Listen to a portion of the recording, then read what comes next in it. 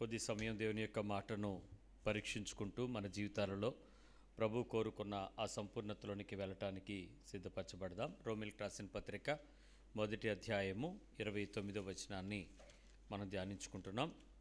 అట్టివారు సమస్తమైన దుర్నీతి చేతను దుష్టత్వము చేతను లోభము చేతను ఈర్ష్య చేతను నిండుకొని మత్సరము నరహత్య కలహము కపటము. ఇక్కడ కలహము దగ్గరికి వచ్చాము, ఇంకా ముందుకు వెళ్ళట్లేదు బండి. పొద్దున్న కూడా ఒక ఆయన అడిగాడు ఇంకా ఉందా అని. అసలు దేవునికి మనిషికి మధ్యలో వచ్చింది వైరమా కలహమా? కలహం. అంత తొందరగా ఎక్కడ పోద్ది? లేదు సార్ ఇంకా అవ్వలేదు సార్ అన్నాను. అంటే వదలకండి, చెప్పండి, కానీ అంటే మా లోపల ఏంటి ప్రాబ్లమో మాకు అర్థమవుతుంది, కాకపోతే ఒప్పుకోలేకపోతున్నాం సార్ అని. సరే, అది కలహం ఎక్కడి వరకు వెళ్ళద్ది అని అంటే 1 తిమోతి పత్రికలో 6వ అధ్యాయము 4వ వచనంలో ఉన్న భాగానికి మాలుస్తుంది.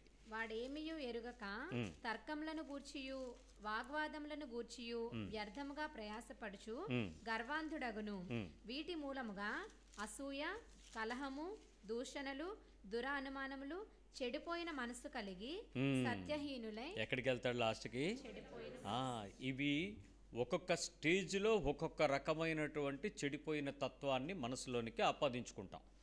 ఇప్పుడు వైరం వచ్చింది అనుకోండి, అప్పుడు కూడా చెడిపోయిన మనసు వస్తుంది, దానివల్ల వచ్చే ప్రతిఫలాలు వేరుగా ఉంటాయి.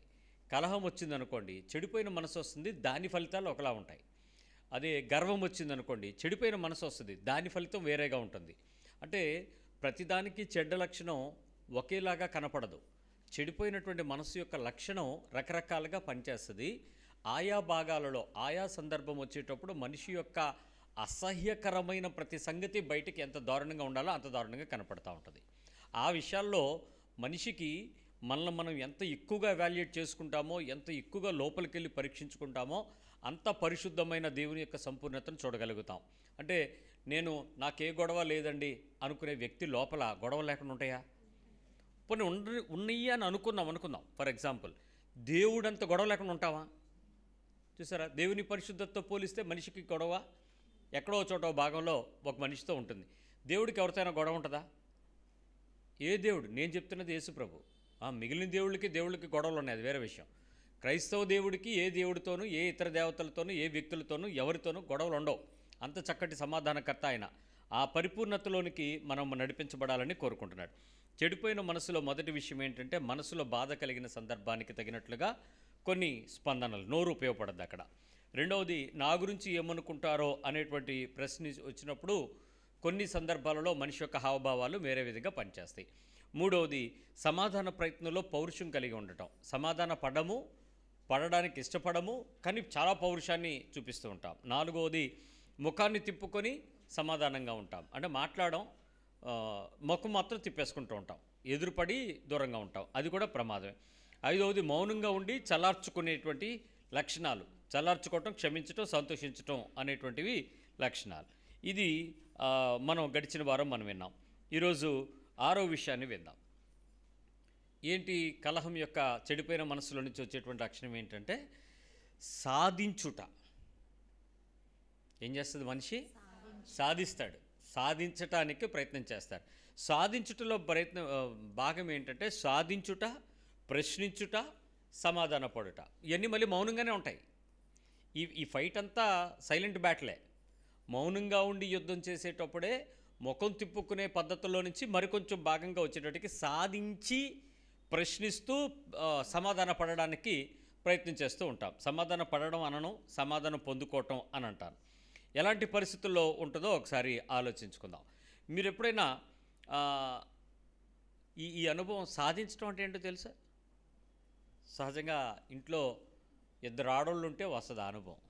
2 ఆడోళ్ళు ఆడపిల్లలు అయితే కాదు, వేరు ఆడపిల్లలు 2 వచ్చి ఒక చోట ఉండాల్సి వస్తే సాధించుకోవటం అనేటువంటిది వస్తూ ఉంటుంది. ఆడపిల్లలు అని అంటే వయసును బట్టి అత్తాకోడళ్ళు అవ్వచ్చు, తోడుకోడళ్ళు అవ్వచ్చు, ఆడబడుసులు అవ్వచ్చు, ఇంకే రకరకాల రిలేషన్స్. 2 అటు నుంచి ఇటు వచ్చినా కూడా వస్తాయి. 2 పని మనుషులు ఒక చోట ఉన్నా కూడా వస్తుంది, తేడా ఏమి ఉండదు. ఆ 2 పని మనుషులను ఒక చోట ఉంచితే వాళ్ళిద్దరి మధ్యలో కూడా అది ఎందుకు చేయాలి, నేను ఎందుకు చేయకూడదు, అది ఎందుకు చేయాలి, ఏదో సాధింపు ఉంటుంది.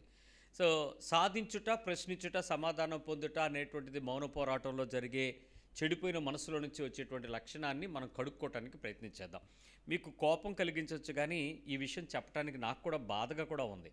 అంటే ఇంత సైకాలజీ క్లాసుల్లాగా ఏంటి ఇవన్నీను అనిపిస్తుంది. బైబిల్ చెప్పుకెళ్ళిపోవచ్చు కదా అని. కానీ దేవుని దగ్గరికి వెళ్ళేటప్పుడు నాలో ఈ చిన్న తప్పు ఉందనే విషయం నాకు తెలియకపోతే, నాకు చెప్పకపోతే, నన్ను సరిచేయకపోతే, దానివలన నేను దేవుని యొక్క రాజ్యంలోనికి స్థానం కోల్పోతే ప్రభు నన్ను అడగడా? ఆ భయం అలా పక్కన ఉంది. ఏదో ఒక విషయంలో చెప్పుకుని వెళ్ళిపోయి మంచి ప్రసంగికులకు ఉందామనుకుంటే ఆ మనుషులకు అర్థమయ్యేంతగా, పరిశుద్ధపరిచేంతగా, పరిపూర్ణులుగా తయారేంతగా సిద్ధపరచడానికి కదా బోధకుడు ఉన్నది. ఆ బోధ చేయడం మానేసి ఆడికి నచ్చినట్టు తెలిసినట్టు జ్ఞానోపదేశాలు చేయడానికి క్రైస్తవ సహవాసం ఉపయోగించుకోవచ్చా? మళ్ళీ ఆ భయం కూడా నాకుంది. కానీ ఏదేమైనా చెప్పడానికి ప్రయత్నం చేస్తాను. చెవిగలిగిన వాడు వినుగాక. అది అర్థమయ్యి ఏదో వింటున్నావులే అనేది కాకుండా ఇది నాకు వినపడుతుంది, నేను మార్చుకోవాలన్న స్థాయికి వస్తేనే ఆ పరిపూర్ణతలోకి వస్తాం. లేకపోతే ఉపయోగం ఉండదు, నిరుపయోగం అవుతుంది. సో రాయిని తీసుకెళ్ళి స్నానం చేస్తే మురికి వదులుతుందా? స్వభావం మారద్దా? రాయి ఏదో వదిలినట్టు ఉంటుంది అంతే. కానీ దాని స్వభావం అయితే ఓ 2 నెలలు నానబెడితే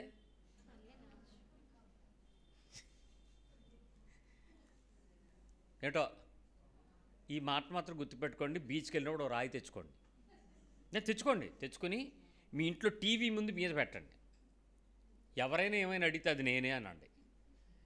మా పాస్టర్ గారు చెప్పారు, ఇది నేను రాయిలాంటి దాన్ని, రాయిలాంటి వాడిని. శుభ్రం కడిగితే చూడండి ఎంత చక్కగా ఉందో. దాని పైన ఏదో రూపం మార్చి అరగదీసాం, కానీ దాని బుద్ధి మార్చలేదు, దాని లక్షణం మార్చలేదు, ఆ స్వభావం మారట్లేదు. ఇది రాతి హృదయం తీసుకుని నా లోపలికి దేవుడు ఏం పెడతానన్నాడు, అది వచ్చేంత వరకు నా బతుకిదే, అందుకే నా ఎదురుగా పెట్టుకున్నాను, భయపడ్డానికి అని చెప్పండి. కనీసం ఒక మనిషికి చెప్పినప్పుడైనా నీ గురించి వాళ్ళైనా చెక్ చేస్తారు. వదినా నువ్వు ఇంతకుముందు రాయన్నావు, ఇప్పుడు అలాగే ఉన్నావైనా అంటారు. బెదరు ఏంటి మీలో ఏం మార్పు లేదు, ఆ రాయిలాగే ఉన్నారని మిమ్మల్ని ప్రశ్నిస్తారు. కనీసం అప్పుడైనా మనిషికి లోపల ఏమైనా స్వభావంలో మార్పు వస్తుందేమో ప్రయత్నించేద్దాం. విషయంకి వస్తున్నాను. సాధించుట, ఈ ప్రశ్నించుట, సమాధాన పడకపోవట, లేక సమాధాన పడడానికి ఇష్టపడేటువంటి పరిస్థితుల్లో ఈ సెల్ఫ్ సాటిస్ఫాక్షన్ ఫస్ట్ పాయింట్ ఏంటంటే స్వంత తృప్తి, స్వయం తృప్తి, సెల్ఫ్ సాటిస్ఫాక్షన్ ఫీలింగ్ ఉంటుంది. సెల్ఫ్ సాటిస్ఫాక్షన్ ఎలా ఉంటుందంటే వీళ్ళు సాధించేటప్పుడు ఎలాంటి అనుభవం కలిగి ఉంటారంటే అణుచుకుని వాళ్ళు బాధపడుతూ, చెప్పించుకుంటూ, తిట్టుకుంటూ, నిందించుకుంటూ ఉంటారు. సెల్ఫ్ సాటిస్ఫాక్షన్ ఇదంతా. నాకు ఎలాగే అవ్వాలి, నా రాత, నా కర్మ, నా దరిద్రం, దానికి ఇలాగే అవ్వాలి. కానీ మాట్లాడచ్చు కదా, మాట్లాడరు. ఏంటి అని అంటే అణుచుకుంటాం, లోపలకు బాగా అణుచుకుంటారు, తిట్టుకుంటారు, నిందించుకుంటారు, శపించుకుంటారు, బాధపడుతూ ఉంటారు. కానీ మోకం మీదకి వెళ్ళి మాట్లాడరు. ఎవరున్నారు మీకు తెలిసిన వాళ్ళు అలాంటి వాళ్ళు? కనపట్లేదు ఎవరు? మీరే కనపడుతున్నారా? ఎందుకు మాట్లాడాడు? Self satisfaction. మాట్లాడితే ఇగో, నేనెందుకు తగ్గాలి, నేనెందుకు లోబడాలి, నేనెందుకు క్షమించాలి, నేనే ముందుకెందుకు వెళ్ళాలి. కానీ నా అంతరంగంలో పోరాటం ఏంటి? నాకు నేను సాధించుకుంటున్నాను.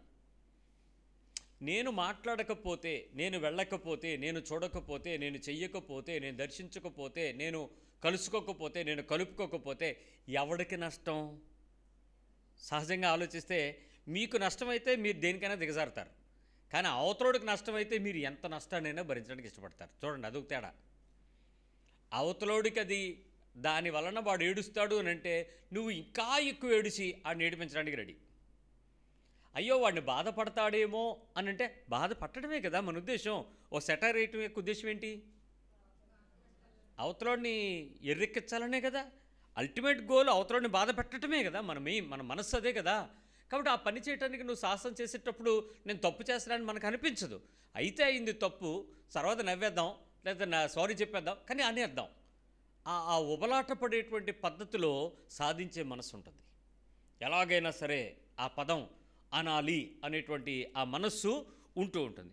అయితే ఇక్కడ చాలాసార్లు ప్రమాదకరమైన పరిస్థితి ఏంటంటే రిజల్టు ముందుగా నిర్ణయించుకుంటాడు, ఏం చేస్తే ఏం జరుగుద్దో అనేది. దూరంగా ఉండడం, దూరంగా పెట్టడం రెండూ డిసైడ్ అయ్యి చేస్తాడు. ఇది సాధించడం. దూరంగా ఉంటాడు, దూరంగా పెడతాడు, దూరంగా ఉంచుతాడు. కీప్ డిస్టెన్స్ అనమాట. ఎందుకు దూరం పెడతాడు, ఎందుకు దూరంగా ఉంటాడు అని అంటే దాని ప్రతిఫలం ఏంటో వీళ్ళకి తెలుసు, ముందుగా తెలుసు. ఆ పని చెయ్యటం కోసం, సాధించడం కోసం, దాన్ని గెలుచుకోవటం కోసం, అది నేను ఆ పని చెయ్యాలి అన్న స్థిరమైన మనసుకు నేను వచ్చేసిన తర్వాత ఇంక నేను ఎవడి మాట విన్నా, ఆ పని నేను చేయడానికి సాధిస్తానంతే. ఎందుకు మాట్లాడరు, పర్వాలేదు వెళ్ళొచ్చు కదా అని, నేను రానన్నాను కదా, నన్ను తీసుకెళ్ళకు, నువ్వు బతికినాడుకో, నేను రానంతే. ఎందుకు సాధింపు, ఎందుకు ఆ మొండితనం ఎందుకు చెప్పండి? వెళ్తే ఏదో జరుగుద్ది, అది జరగకూడదనే కదా, అవునా కదా? అది జరగకూడదనే మనం వెళ్ళాం.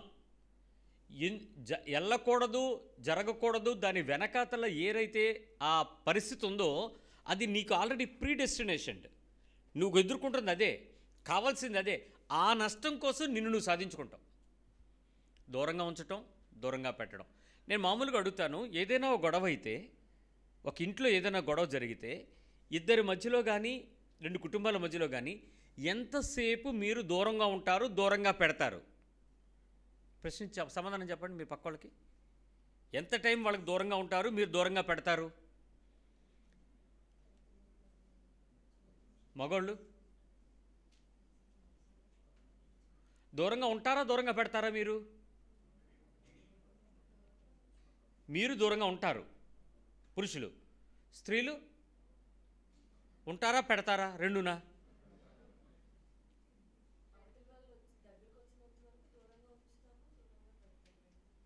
దూరంగా ఉండడం అంటే నేను వెళ్ళకపోవడం, దూరంగా పెట్టడం అంటే వాళ్ళు రాకుండా ఉండేలా చూసుకోవడం. చాలా పక్కా ప్లానే, చిన్న విషయం ఏం కాదు ఇది. నిజం చెప్తున్నాను చూడండి, మీ మనసులో పోరాటం ఎంత, ఇది చిన్న విషయం కాదు. ఒక మనిషి దేవుని దగ్గరకు రావడానికి, దేవుడు వారి దగ్గరికి రావడానికి మధ్యలో ఉండేటువంటి పరిస్థితి ఇదే. ఈ నలుగుడే, ఈ వేదనే ఉంటుంది. దేవుడు చొచ్చుకుని వచ్చేయగలడు, కానీ నేను మనిషినే చొరబడనివ్వని వాడిని దేవుడిని ఎలా చొరబడిస్తాననుకున్నారు? నా అంతరంగంలో నా స్వచిత్తాన్ని దాటి దేవుడు చేరడు.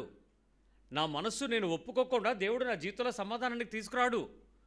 మీరు 100 ప్రయత్నాలు చేయండి, దేవుణ్ణి వెతుకులాటలో దేవుడి దగ్గరకు వెళ్ళి దేవుణ్ణి వెతకకుండా దేవుని దగ్గర ఉన్న వాటిని వెతుకుతున్న కోట్ల మంది విగ్రహారాధికులకు దేవుడు కనపడకపోవడానికి కారణం వారు దేవుణ్ణి వెతకకపోవడం, దేవునిని ఆశించకపోవటం. లక్షలాది కోట్లాది మంది భక్తులు తీర్థయాత్రలకు వెళ్ళి దేవుని దర్శనానికి వెళుతున్నారు అని చెప్తున్న దాని వెనక పుణ్యాన్ని వెతకడం, దేవుణ్ణి వెతకకపోవడం. పుణ్యాన్ని వెతికితే దేవుడు రాడు, దేవుణ్ణి వెతికితే దేవుడు వస్తాడు. నాకు కావాల్సింది పుణ్యము, నాకు కావాల్సింది ప్రతిఫలము, నాకు కావాల్సింది ప్రార్థనకు సమాధానము, నాకు కావాల్సింది ప్రసాదము, నాకు కావాల్సింది తిరుగుతుండేటప్పుడు దానివల్ల నాకు వచ్చేటువంటి ఆ పూర్వజన్మ సుకృత పాపాన్ని పరిష్కరించుకోవటం. వీటి వల్ల దేవుడు నాకు దొరకడు. నేను దేవుని వెతకగలగాలి, అప్పుడు దేవుడు దొరుకుతాడు. అంటే నేను దేవునికి దారి ఇవ్వకుండా దేవుడు నా జీవితంలో చొచ్చుకోడు. మీరు ఎన్ని ప్రయత్నాలు చేయండి, దేవుడు రాడు. అందుకే అంటున్నాడు, వివేకము కలిగి దేవుని వెతుకువారు కలరేమో అని దేవుడు వెతుకుతున్నాడు. దేవుని యొక్క ప్రసన్నతను మీ దగ్గరికి అకారణంగా వచ్చి భక్త మెచ్చితిని అంటే అయితే రా బూట్ పాలిష్ చేయి అంటాడు. దేవుణ్ణి సరిగ్గా వాడుకోవటం, సరిగ్గా ఉపయోగించుకోవటం మానవ మేధస్సుకి ఎప్పుడో వచ్చేసింది. అందుకే బొమ్మల్లో రూపాలు పెట్టేసి ఎవడికాడు ఇంట్లో పెట్టేసుకున్నాడు బొమ్మల్ని. దేవుణ్ణి వాడేసుకోవడం మనుషులకు బాగా తెలిసిపోయింది, జ్ఞానం ఎక్కువైపోయింది. ఆఖరికి ఎంత అంటే ర్యాకెట్ని పంపించడానికేమో టెక్నాలజీ వీడిది, తీసుకెళ్ళి బొమ్మ ఏమో దేవుడి దగ్గర పెట్టేస్తాడు. పెట్టి దేవుడిని వాడేసుకుని ర్యాకెట్ వదిలేసి మళ్ళీ దండలీళ్ళు వేసేసుకుంటారు. మనుషులు దేవుణ్ణి వాడుకుంటే కుదరదు. మనుషుల్నే దూరంగా పెట్టగలిగినంత మనము, కనపడుతున్న మనుషుల్ని ప్రేమించిన మనము కనపడుతున్న దేవుడి దగ్గరికి ఎలా వెళ్తున్నావు? అది నేను అడిగిన మాట కాదు, బైబిల్ అడుగుతున్న ప్రశ్న. ఇప్పుడు చెప్పండి, దూరంగా పెడతారా, దూరంగా ఉంటారా? స్త్రీలు కొంచెం బోళా హృదయం కలిగిన వాళ్ళు ఉంటారు, విశాల హృదయం. పురుషుడు వచ్చాడుగా మర్యాదగా ఉండదు, వెళ్ళేవంటే కుదరదు, వద్దు వద్దన్నా వద్దు, అది కాదండి ఉయ్ వద్దు, ఈ ఒక్కసారి వద్దన్నాను కదా, ఇంకా అక్కడి నుంచి ఈడు దూరం పెడతాడు ఈవిడిని. ఎందుకు ఇంట్లో పురుషుడు ఒక రకంగా దూరంగా ఉంచడం, దూరంగా పెట్టడానికి ప్రయత్నం చేసేటప్పుడు స్త్రీకి వచ్చి ముందుకెళ్తుంటే దూరం జరుగుతుంటుంది? ప్రతిఫలం ఆల్రెడీ మీకు తెలుసు ఏం కావాలో. దీన్ని సాధించడం అంటారు. నాకేం కావాలో తెలుసుండి, ఏం చేయాలో తెలుసుండి, అది జరగకుండా ఉండడానికి నేను కీప్ డిస్టెన్సింగ్. దీనిలో లిమిట్స్ నిర్ణయించబడతాయి, హద్దులు నిర్ణయించబడతాయి, రిస్ట్రిక్షన్స్, కొన్ని అవధులు ఏర్పాటు చేయబడతాయి, కొన్ని కంట్రోల్స్, పరిమితులు నిర్ణయించుకుంటాం. ఈ రిస్ట్రిక్షన్స్, లిమిట్స్, కంట్రోల్స్ ఎప్పుడైతే పెట్టుకుంటామో కుటుంబము, కుటుంబ సన్నిహిత్యము, స్నేహితులు మరియు అన్యులు దీనివల్ల ఎఫెక్ట్ అవుతారు. ఒకటి దగ్గర ఆగదు ఇది. నువ్వు పెట్టుకునే లిమిట్సు, నువ్వు పెట్టుకునే కంట్రోల్సు, నీకుండే రిస్ట్రిక్షన్స్ ఏ ఏ సందర్భాల్లో ఎవరెవరి మీద మీరు పెట్టుకున్నారో చూసుకోండి. అమ్మమ్మ ఇంటికి వెళ్ళు, చిన్నాన్న దగ్గరికి వెళ్ళకు. ఏంటి దాని అర్థం? ఇద్దరు పక్కనే ఉంటారు. మేడ మీదకి వెళ్ళు, మధ్యంట్లో దిక్కో. సూట్ కేసు అక్కడ పెట్టు, భోజనం ఆట చేయకు. వాళ్ళ ఇంటికి వెళ్ళు, కానీ వచ్చేటప్పుడు అటువైపు రాకు. ఏంటి ఇవన్నీ? Controls, restrictions, limits. ఎందుకు? ఏం చేయాలో నీకు తెలుసు, ఏం చేయాలో నీకు తెలుసు. పెళ్ళికి వెళ్దాం, భోజనం చేయకుండా వద్దాం. ఏంటి దాని అర్థం ఏంటి? పెళ్ళికి వెళ్ళటం ఏంటి? భోజనం చేయకుండా అన్నం తింటున్నావు అసలు? గడ్డే ఏ జంతువైనా బయటపడేసి తినకుండా వెళ్ళిపోద్దా? మరి నువ్వు మనిషివి, నీకేమి? హ్యాపీగా తినాలి కదా. మనిషి బతికేది దానికోసమే. ఆడు పెట్టుకునే దాన్ని ఆడు లేక పెడుతున్నాడా, నీకు జరగకి వెళ్తున్నావా? ఆడు గుండీ పెడుతున్నాడు, నీకు జరిగి వెళ్తున్నావు. ప్రేమ ఉంది అక్కడ, ఒక ఆప్యాయత ఉంది, ఒక మర్యాద ఉంది, ఒక కుటుంబ గౌరవం పద్ధతి ఉంది. దాని కొరకు నేను వెళ్ళాలి. వాళ్ళు పిలిచాడు అని అంటే దానికి కొన్నిసార్లు అన్నీ అయిపోయేంతవరకు చూసుకుని లాస్ట్లో లేట్ అయిపోయింది వదిన, ఉట్టిదే వెళ్తే మిగిలిన వాళ్ళు కలవాల్సి వస్తుందని, చుట్టుపక్కల మళ్ళీ అందరినీ మనం చూడాల్సి వస్తుందని ముందే ప్రీఫిక్స్. ఏం చేయాలో నీకు తెలిసి, ఏం కావాలో నీకు తెలిసి, ఏది చెయ్యకూడదో నువ్వు ఆపి, దానికోసం నువ్వు చేసే తపన పడే ప్రయత్నమైనా కుట్ర. అది కుట్ర. నువ్వు వేస్తున్న నీ కుటుంబ నేపథ్యంలో వేసే ప్రతి కుట్రకు పరిష్కారం ఉండదు. దేవుడు రివెంజ్ తీర్చుకుంటాడు నీ మీద, నీకు ఇస్తాడు, అంతకంతకు అనుభవించేలాగా చేస్తాడు. నువ్వు ఒకళ్ళని గాయపెట్టాలనుకుంటావు చూసావా, ఆ మనిషి దేవుడి దగ్గరికి వెళ్ళడానికి ఏమవుతావు? నీ పరిస్థితి, నీకు శత్రువు ఎవడు ఇప్పుడు? ఎవరితో తేల్చుకుంటావు? మనుషులతో సాధించవచ్చు, దేవుడితో సాధిస్తావు? పరిస్థితులు దారుణం అయిపోతాయర్రా. కాబట్టి చూసుకోండి, ఎక్కడైతే నువ్వు లిమిట్స్ పెడతావో, రిస్ట్రిక్షన్స్ చేసుకుంటావో, కంట్రోల్స్ నిర్ణయించుకుంటావో, నీవు వ్యక్తిగతంగా దెబ్బతింటావు, కుటుంబ సంబంధ అనుబంధాలు దెబ్బతింటాయి, స్నేహితులు దెబ్బతింటారు, నీ వలన సమాజంలో కొన్ని అదర్స్ కూడా దెబ్బతింటాం. అయితే దీనిలో పరిస్థితి ఏంటంటే, బాధపడతాం కానీ పరామర్శించాం. మీ పక్క వాళ్ళకి చెప్పండి, బాధపడతాం కానీ పరామర్శించమని. అయ్యో అలాగే అయిందా అని అంటాం. ఫోన్ చేసి అవునా అని అడగం. వాళ్ళ గురించి వర్తమానం రాగానే అని పిచ్చుకోత పిల్లికోత పిలుస్తాం. పిలిచేసి కనీసం వాళ్ళ దగ్గరికి వెళ్ళి, ఏమండి ఇలా జరిగిందట నాకు తెలిసిందండి, వెళ్ళాం. ఎందుకు వెళ్ళాలనిపించదు? వెళ్ళకుండా ఉండడమే నీ సాధించటం యొక్క ముఖ్య ఉద్దేశం. తెలీదా? ఆరాలు అడిగి మళ్ళీ తెలుసుకుంటాం, తెలుసుకుని పలకరించాం, వెళ్ళాం, సాధిస్తూ ఉంటాం. ఎందుకు సాధించాలనుకుంటాము? ఆలోచించండి ఒకసారి. ఏం కావాలో నీకు తెలుసు, ఏం అవ్వాలో నీకు తెలుసు. ఇక్కడ ఈ బాధపడి పరామర్శించేటప్పుడు ఒక సందర్భంగా మనం ఏం చేస్తూ ఉంటామంటే, అన్నయ్య అవునట కదా, ఇలా అయిందట నీకు తెలీదా? అయ్యో అవునా, నాకు తెలిసిందిలే, అది నీకు చెప్దామని. అవతలడు నాలంటాడు అనుకోండి, నువ్వు వెళ్ళావా అన్నాడు అనుకో, నిన్ను అడుగుతున్నాను అంతే, ఏం లేదు మామూలుగా. వెళ్ళమని వెళ్ళొద్దనా? నేను వెళ్ళలేదు నీకు తెలియాలని. అందరికీ ఫోన్ చేస్తాం, విషయాలు కనుక్కుంటాం, విషయాలు చేరవేస్తాం, కానీ స్వంతం చేసుకోము, ఓన్ చేసుకోరు, నాదిగా ఫీల్ అవ్వం. ఇక్కడ లాభమా నష్టమా మంచా చెడ నీకు సంబంధించిన పని కాదు. ప్రతి దానిలో ఒక ఒక నియమం ఉంటుంది, ఒక నిబంధన ఉంది, ఒక నైతికత ఉంది, ఒక ప్రత్యక్షత ఉంది, దేవుని పక్షమైన సమాధానం ఉంది. అంతవరకే ఉండు, తప్పులేదు. నెత్తినేసుకొని మునిగిపోయి ఈత కొట్టేసి తేలలేనంతగా తెచ్చుకోవద్దు ఏది కూడా. సో ప్రతిదానికి ఉండేటువంటి హద్దుల్ని జాగ్రత్తగా మెయింటైన్ చేయటం, హృదయంలో ఏ తప్పు లేకుండా చూసుకోగలగటం, మనస్సులో ప్రశాంతంగా ఉండగలగడం, ఈ రకమైనటువంటి సాధింపు లేకుండా చూడగలగటం ఆత్మీయత. ఇది దేవునితో కాదు, వ్యక్తులతో. వ్యక్తుల మధ్య నేను ఆత్మీయంగా కనపడాలి అని అంటే వారానికి 7 రోజులు ఉపవాసం ఉంటే సరిపోదు. దశమ భాగాలు నేను ఇస్తున్నాను అంటే సరిపోదు. ధనవంతుడు యేసుప్రభు దగ్గరికి వచ్చి చెప్పినప్పుడు వాడు అన్నింటిలో పర్ఫెక్ట్గా ఉన్నాడు, కానీ యేసుప్రభు నాడు నీకు ఒకటి కొద్దిగా ఉంది.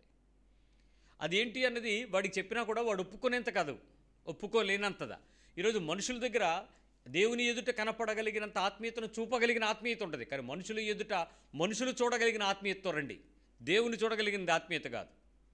దేవుడు రేపొద్దున పరలోకంకి వెళ్ళినప్పుడు నీకు ఇస్తాడు బహుమతి, అక్కడ తీసుకుంది కానీ నీ ఆత్మీయతకు జీతం.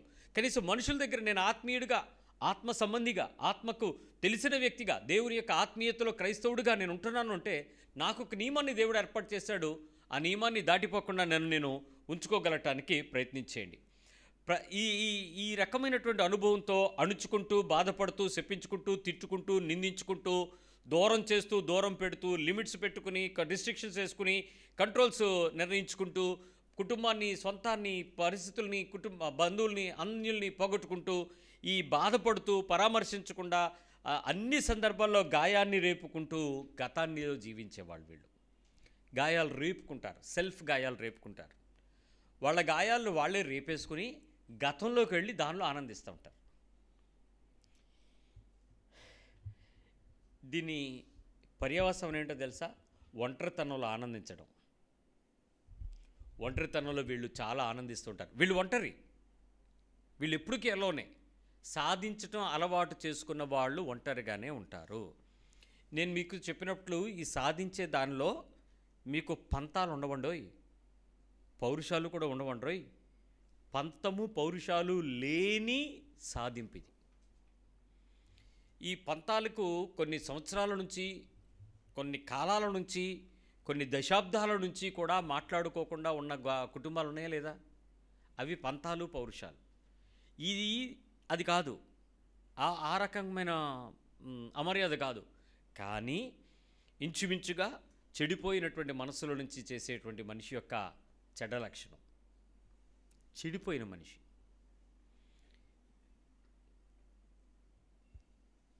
ఒక పండు దాని పైరూపం కోల్పోయినప్పుడు మనకు అర్థమవుద్ది ఏమైనట్టది. కూరగాయలు వాడిపోయి పురుగులు చేరినప్పుడు అర్థమవుద్ది అది పాడైనట్టు. ఒక పదార్థం వాసన వచ్చినప్పుడు తెలుస్తుంది అది పాడైనట్టు. ఒక మాంసము పురుగులు చేరినప్పుడు, దానిలో బ్యాక్టీరియా పురుగులు చేరినప్పుడు మనకు అది అర్థమవుతుంది. కూర ఆ స్మెల్, బ్యాక్టీరియల్ స్మెల్ వచ్చినప్పుడు మనకు అది పాడైన. మనిషి మనసు పాడినప్పుడు మీకు ఎలా తెలుస్తుంది అనుకున్నారు? స్మెల్.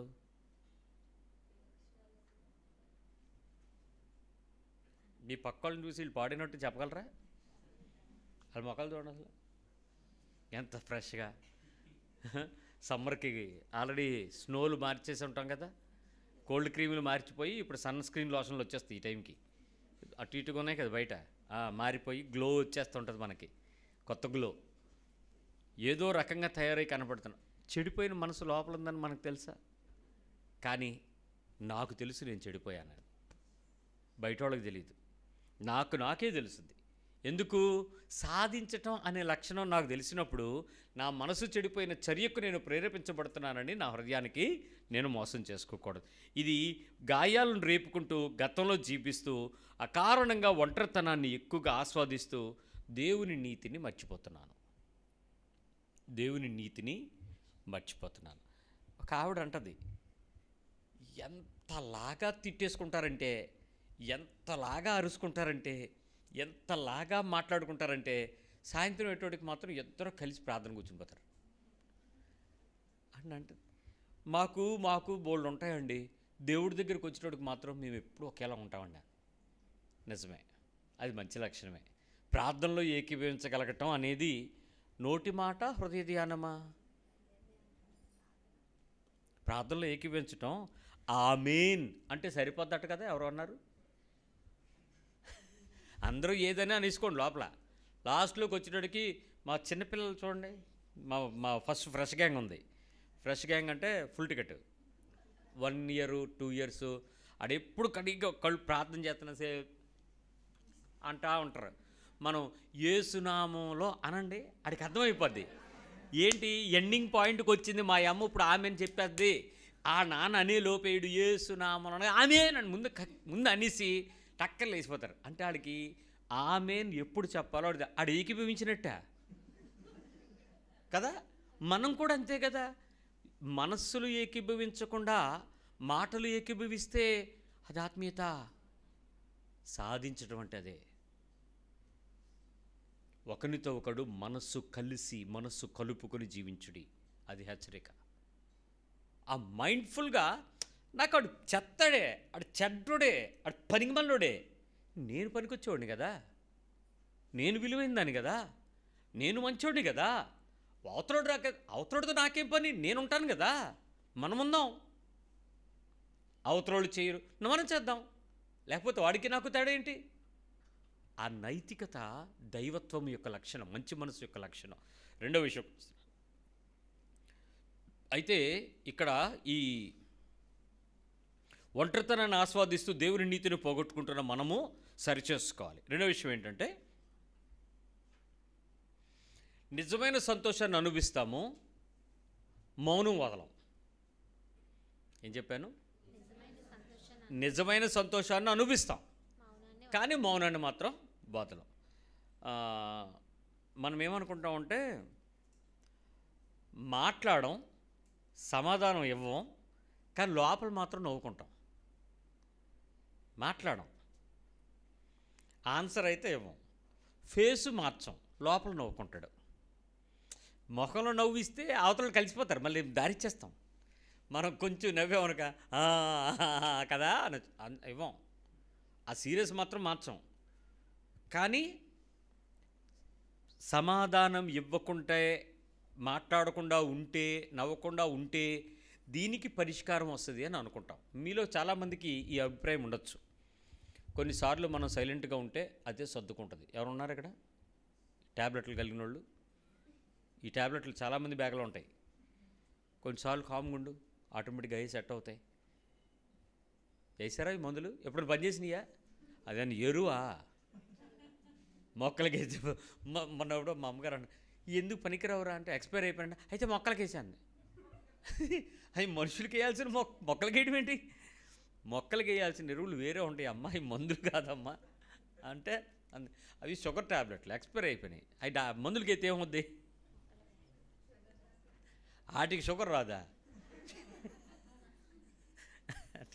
అంటే మనిషికి ఒక్కొక్క ఆలోచన, ఏదో పడి ఉంటాయిలే, అవి తిన్నాక మనకు వస్తాయి సైడ్ ఎఫెక్ట్లు.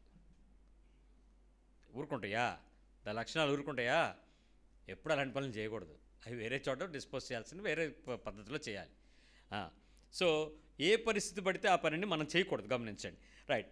ఈ మాట్లాడకుండా ఉంటే సమస్యకు పరిష్కారం వస్తుంది అనేటువంటి భావించే వాళ్ళందరూ కూడా స్వీయ సంతోషాన్ని అనుభవిస్తారు. వాళ్ళు సొంతగా చాలా ఆనందం. నిజంగా చెప్తున్నాను, నేను ఇది బైబిల్ ప్రకారం చెప్పట్లేదు, నేను చెప్తున్నాను, నా మాటగా చెప్తున్నాను. నిజంగా మాట్లాడకుండా ఉంటే వచ్చే సంతోషమే వేరండి. ప్రశాంతంగా ఉండొచ్చు. ఎవడ కొంపలాడు కదా, ఆడు తలుపు తీసాడా లేదా సైడ్గా చూసుకోవటం, ఆడు వేసాక తీసుకుని వెళ్ళిపోవడం, ఆడు వచ్చాడో లేదో సైడ్గా చెప్పులు చూసుకోవటం, ఆ తర్వాత మనం దూరిపోవడం. ఎంతకీ ఏంటనంటే మాట్లాడడం అంతే. ఆ గుమ్మంలో ఎదురు బుదురు రాకుండా ఆ ఇంట్లోకి వాళ్ళు చేరిపోయాక ఇంట్లోకి చేరిపోవటం. ఒకే తలుపు, మెయిన్ ఎంట్రన్స్ ఒకటే, మళ్ళీ ఎవరి తాళం ఆడికే కదా ఈ మధ్య అంతా. ఏ పరిష్కారం అయితే మౌనంగా ఉండడం ద్వారా అయిష్టాన్ని వెళ్ళబుచ్చుతూ తెలివిగా ప్రదర్శిస్తూ ప్రతిభగా ఫీల్ అవుతూ ఉంటారు. వీళ్ళు చాలా గొప్పవాళ్ళు. ఈ ఎంత తెలివితేటలు ఉంటాయంటే మనిషికి. ఆ టైంలోనే వాడతాం, దేవుడి దగ్గర వాడం, పరిష్కారానికి వాడం, అపరిష్కృతంగా దాన్ని కంటిన్యూ చేయడానికి వాడుతున్నాం. అవి వాడద్దు సుమా. ఇంకో మాట చెప్తాను, ఎంత ఎక్కువ కాలం లాగగలమో అంత ఎక్కువ కాలం అన్ని ప్రయత్నాలు చేస్తూ ఉంటారా. ఇదే ప్రమాదం. ఈ keep maintaining the distance in the happiness ఏంటంటే, చెడిపోయిన మైండ్ ఏంటంటే మ్యాక్సిమం టైము, ఇంకా అవసరమైతే ఇంకొక వారం, ఇంకో నెల, ఇంకో సంవత్సరం, నో ప్రాబ్లం, మనకేం పెద్ద దానివల్ల ఏం ఫరక్ పడదు. ఏమవుద్ది? మాట్లాడకపోతే ఏంటి? మాట్లాడకపోవడం వల్లే మనం ప్రశాంతంగా ఉన్నాం కాబట్టి దాన్ని అలాగే ఉంచుదాం. నిజంగా చెప్తున్నాను, మీరు మాట్లాడకుండా ఉండండి, పెద్ద గొడవలు ఏం కాదు. మాట్లాడకూడనంత గొడవేమీ కాదు, మాట్లాడితే వచ్చేంత నష్టం కూడా లేదు. కానీ మనకు సంతోషం కలిగి ఉండడం కోసం మనం ఏం చేయట్లేదు? సంబంధాన్ని కొనసాగించట్లేదు. మనం తృప్తిగా ఉండడం కోసం, మనకు అది కావాలి కాబట్టి, మన డెస్టినేషన్ టార్గెట్ అది కాబట్టి దానికోసం మనం ఆ పని చేయట్లేదు. కానీ అలాంటి పరిస్థితుల్లో ఎంత ఎక్కువ కాలం మనం చేస్తున్నామో, ప్రతి సందర్భాన్ని వాడుకుని ప్రతి సొంత ఆనందాన్ని వెతుక్కుంటున్నామో అంతకాలం కృపను పోగొట్టుకుంటారు. You lose the grace. ఎంత ఎక్కువ ఎక్స్టెండ్ చేస్తే అంత ఎక్కువ కాలపు గ్రేస్, కృప నీ దగ్గర నుంచి దూరం అవుతుంది. మీకు ఏది కావాలి? సమాధానం కావాలా, కృప కావాలా? పక్కన అడగండి. వ్యక్తులతో సమాధానం, దేవుని దగ్గర నుంచి కృప, ఏది కావాలి? వ్యక్తులతో సమాధానం కంటిన్యూగా ఉంటే కృప స్ట్రీమ్ కంటిన్యూగా ఉంటుంది. వ్యక్తులతో సమాధానం హార్డ్ స్పీడ్ బ్రేకర్ మీద నడుస్తుందంటే కృప కూడా స్లో అయిపోతూ ఉంటుంది. ఏది కావాలి? ఇది భూమి మీద, అది పైనుంచి.